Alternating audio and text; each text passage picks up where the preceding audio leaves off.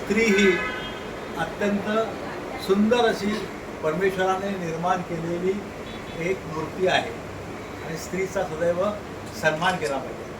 तर आज माझ्या लग्नाचा 35 वर्ष पूर्ण 36वा वाढदिवस आहे. तर त्या निमित्ताने एक प्रतिभासाठी एक कविता लिहिलेली आहे.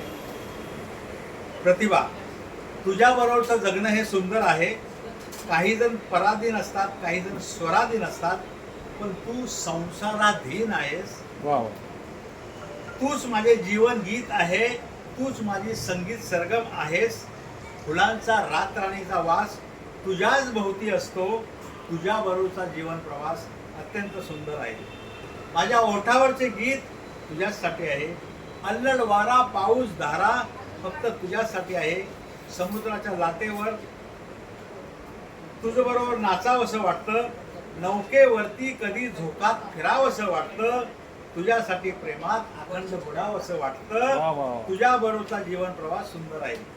उन्हात तासनतास फिरावंसं वाटतं. एकच आईस्क्रीम दोघात एक खावंसं वाटतं. मुद्दामच छत्री विसरून पावसात भिजावंसं वाटतं. एकच कटिंग चहा थंडीने कुडकुडत घ्यायला आवडतो. जे आहार मूल्यात पाळते ते आवडत असतं तुला. प्रतिभा, तुझ्याबरोबरचा जीवन प्रवास खूप सुंदर आहे.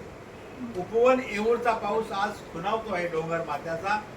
अजूनही येत आहे वास फुलांचा, माळलेल्या त्या गजऱ्यांचा. मग का आपण या सृष्टीत बागडायचं नाही? एकच सरगम एकच गीत का गायचं नाही? पाऊस संपताच गरम भजी का खायची नाही? आणि सोन चाफ्याला आलेला बहर का पाहायचा नाही? प्राजक्ताच्या अंगणातील सडा का पाहायचा नाही? प्रतिभा, तुझ्याबरोबरचा जीवन प्रवास सुंदर आहे. वसंतात कोकिळ जणू काय तुझ्यासाठी गात असेल.